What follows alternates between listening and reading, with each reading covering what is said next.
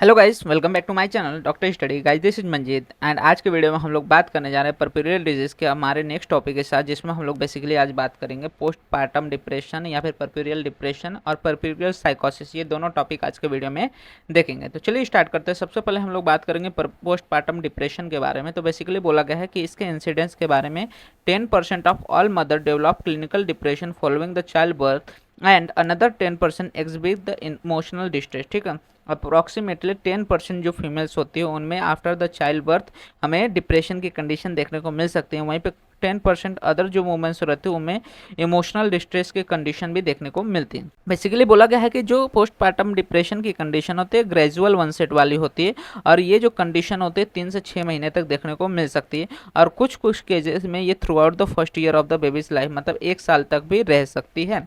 तो पहली भी चीज़ क्या है कि ये हमें बेसिकली 10% ऑफ वुमेन में देखने को मिल सकता है after the child birth, and ये ग्रेजुअल है, 3 से 6 महीने तक रह सकता है या फिर 1 साल तक भी टिक सकता है। इसके अलावा बोला गया है कि such depression is discipline and disruption of family life and the maternal child relationship. ऐसी जो कंडीशन होती है ये बेसिकली क्या करता है कि फैमिली लाइफ को डिसरप्ट करता है, साथ ही साथ जो मैटरनल और चाइल्ड रिलेशनशिप है उसको भी डिस्टर्ब करने में हेल्प करता है। मतलब कि बेसिकली क्या कर रहा है यहाँ पे, जो मैटरनल चाइल्ड रिलेशनशिप है उसको डिस्ट्रॉय कर देता है। बेसिकली कॉजेस की बात करते हैं किन किन वजह से यहाँ पे पोस्टपार्टम डिप्रेशन देखने को मिल सकता है। तो बोला गया कि it is a reactive illness. Basically ये कैसा रहता है कि हमारा जो इन्वायरमेंटल चेंजेस हो रहा होता है फीमेल का, उसके वजह से ये रिएक्टिव इलनेस रहता है टुवर्ड्स द स्टिमुलस। और ये इसके जो कॉजेस होते हैं कॉम्प्लेक्स होते हैं, एक सिंपल कॉज इसका नहीं है।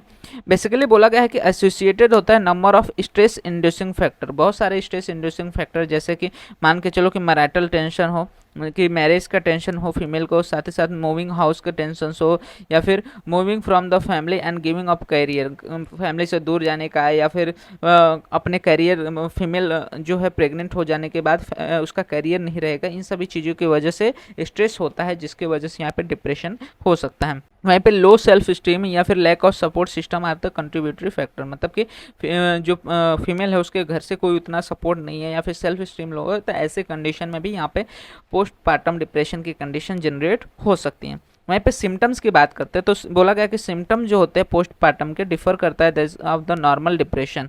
नॉर्मल डिप्रेशन से ये थोड़ा डिफर करता है। इसमें बेसिकली जो फीमेल रहती है वो इनेबल टू स्लीप रहती है, साथ ही साथ प्रॉपर एडिक्वेट रेस्ट के बाद भी उसको टायर्डनेस और एग्जॉस्शन फील होता है।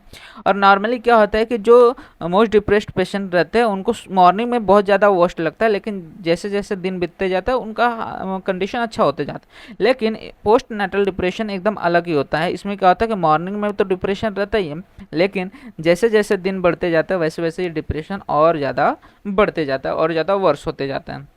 तो इसमें हम लोग मैनेजमेंट बेसिकली क्या करते हैं, तो मैनेजमेंट में सबसे मेन चीज़ आता है कि अर्ली डिटेक्शन होना बहुत ज़्यादा जरूरी है, क्योंकि जितना कम डिप्रेसिव कंडीशन में इसको ट्रीट करने लगेंगे उतना ज़्यादा ये अच्छा रहेगा, बेनिफिशियल रहेगा। तो बेसिकली इसमें क्या करते हैं कि वनसेट जो इसका ग्रेजुअल है और पॉसिबल जो डिप्रेशन है उसको सस्पेक्ट करना चाहिए, जबकि मदर कंटिन्यू कर रही है डिप्रेशन फील करना, और उसको अबाउट अब her ability to care for the baby adequately. ठीक है, जब उसको लग रहा है या फिर डिप्रेस्ड है अबाउट कि वो अच्छे से अपने बेबी का केयर कर पाएगी कि नहीं, इन सभी चीज़ों के बारे में जब वो शुरू में डिप्रेस्ड रहेगी तभी हमें क्या करना है, वहाँ पे पॉसिबल इंटरवेंशन करना है।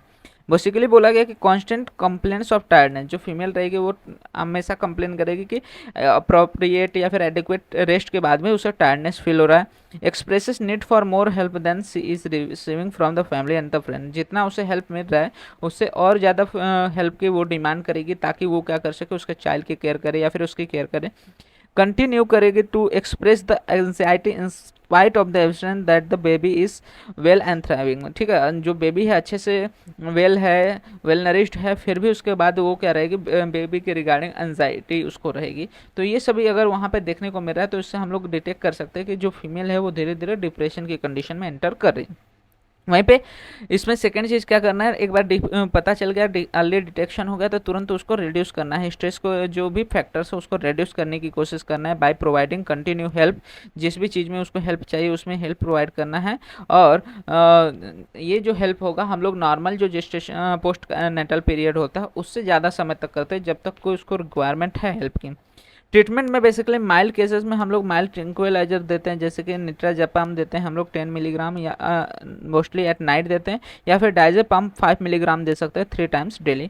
और अगर सेवियर केसेस है तो ऐसे में मदर को रेफर किया जा सकता है टू द साइकेट्रिक, जो कि बेसिकली क्या करता है, इनिशियल बेसिस पे अच्छा रिकवरी वहाँ पे प्रोवाइड कर देता है। तो ये सारी चीजें देखने को मिलती है with in the postpartum depression. इसके बाद हम लोग बात करते हैं परप्यूरियल साइकोसिस के बारे में कि परप्यूरियल साइकोसिस क्या होता है। ये भी मेंटली इन्वॉल्व कंडीशन है। तो बोला गया कि this severe form of mental illness affects approximately 1 or 2 mother in every 1000, मतलब कि हर 1000 जो चाइल्ड बर्थ हो रहा है उसमें से हर एक या 2 वुमेन में बेसिकली परप्यूरियल साइकोसिस की कंडीशन देखने को मिल सकती है।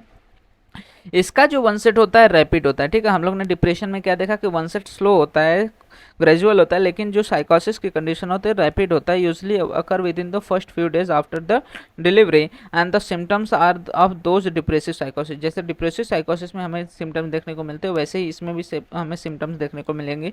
मैनिक इलनेस या फिर इन सम केसेस सिजोफ्रेनिया के भी सिम्टम्स इसमें देखने को मिल सकते हैं। और ये जो डिजीज होते हैं बेसिकली मोस्टली अफेक्ट करते हैं प्राइमरी पैरे को, मतलब पहली बार जिसने चाइल्ड बर्थ दिया है उसको ज़्यादा अफेक्ट करती है, क्योंकि वो ज़्यादा कंसर्न होती है हर एक चीज़ के अकॉर्डिंग। अब बेसिकली इसमें क्लिनिकल फीचर की बात करें तो इसमें विजार बिहेवियर, जो नॉर्मल बिहेवियर होना चाहिए उसके हट के बिहेवियर करती रहेगी। लूजेस टच विथ रियलिटी, उसे पता नहीं चलेगा क्या चल रहा है अभी। फिर मे सफ़र हेलुनेशन, उसे हेलुनेशन देखने लगेगी, उसको अच्छे से स्लीप नहीं आएगी, अच्छे से अपेटाइट नहीं आएगी, ये सारी चीज़ें देखने को मिलते हैं। One set of the symptoms are heralded by a time of acute restlessness and the inability to sleep, ठीक है। बेसिकली उसको क्या रहेगा, रेस्टलेसनेस रहेगा, वो सो नहीं पाएगी अच्छे से। और मदर में deny that her baby belongs to her and in rare case में हार्म द बेबी, ठीक है। मदर क्या करेगी, डिनाई करेगी कि वो बच्चा उसका नहीं है, और किसी रेयर केसेस में क्या करती है, अपने बच्चे को हार्म भी कर सकती हैं। तो इसलिए वहाँ पे दोनों का, मदर का तो ध्यान रखना ही है, साथ ही साथ बेबी को कुछ ना उसका भी ध्यान रखना जरूरी हो जाता है। ट्रीटमेंट में बेसिकली इसमें ज़्यादा कुछ नहीं करते, डायरेक्ट क्या करते हैं, जो हमारी फीमेल है उसको एडमिशन करना रहता है टू द साइकेट्रिक यूनिट, और इनकरेज करना है baby to be admitted along with the mother if possible, ताकि जो मैटरनल और फिटल या फिर मैटरनल बेबी जो रिलेशन है वो अच्छे से बना रहे। इसकी प्रोग्नोसिस की बात करते हैं तो बेसिकली ये क्या है, फर्दर एपिसोड भी इसके आने के चांसेस हो सकते हैं, और ये throughout the women's life रह सकता है। तो इससे में ये हाई रिकरेंस के चांसेस इसमें देखने को मिलते हैं, मतलब कि एक बार अगर साइकोसिस की कंडीशन स्टार्ट हो गई तो हो सकता है कि फर्दर वो रिकर हो सकता है। तो ये सारी चीज़ें देखने को मिलती है विद इन द परप्यूरियल डिजीज। तो इसी के साथ जो हमारा परप्यूरियल डिजीज का टॉपिक है वो क्लियर होता है। इसमें हम लोग ने लगभग 5 से 6 डिजीज देख लिए, जिसमें हम लोग ने साइकोसिस देख लिया, डिप्रेशन देख लिया, पैरेक्सियल फीवर देख लिया, फिर ब्रेस्ट प्रॉब्लम्स देख लिया या ब्रेस्ट कॉम्प्लिकेशन देख लिया, यूरिनरी प्रॉब्लम्स, ये सारी डिजीजेस हम लोग ने पोस्ट परप्यूरियम या फिर परप्यूरियम में देख लिया है। तो होप आपको सारी चीज़ें related to the puerperal diseases clear हो गए होंगे। इसके रिलेटेड कोई भी डाउट रहता है तो आप कमेंट सेक्शन में मेंशन कर सकते हैं, मैं ट्राई करूँगा फर्दर वीडियोस में उसको और अच्छे से समझा सकूँ। साथ ही साथ वीडियो अच्छा लगा तो वीडियो को लाइक एंड शेयर करना मत भूलिएगा, जिससे ज़्यादा से ज़्यादा लोग वीडियो का फायदा ले सकें। एंड इसी तरह के और भी फर्दर वीडियोस इस चैनल पर अपलोड होते रहेंगे, तो चैनल को सब्सक्राइब जरूर कर लीजिएगा, जिससे आने वाले वीडियोज़ के नोटिफिकेशन आपको मिलते रहें। एंड आप हमारे इंस्टाग्राम एंड टेलीग्राम हैंडल्स को भी फॉलो कर सकते हैं, जहाँ पे आपको वीडियो से रिलेटेड, नोट्स से रिलेटेड जो भी अपडेट्स रहते हैं प्रोवाइड हो जाते हैं, जिसका लिंक आपको वीडियो के डिस्क्रिप्शन में अवेल हो जाएगा।